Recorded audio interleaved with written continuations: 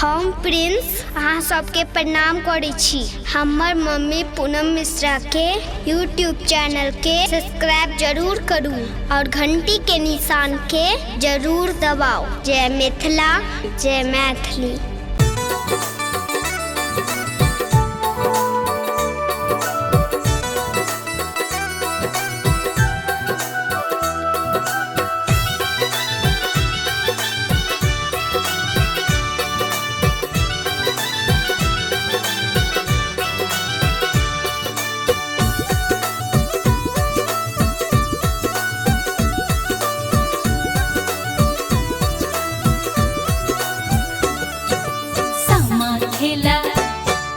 सामा खेल गेलिए हो भैया, कोने भैया के रे टोल। सामा खेल गेलिए हो भैया, कोने भैया के रे टोल। सामा हेराई गेल हो भैया, चकेवा लग गेल छोल।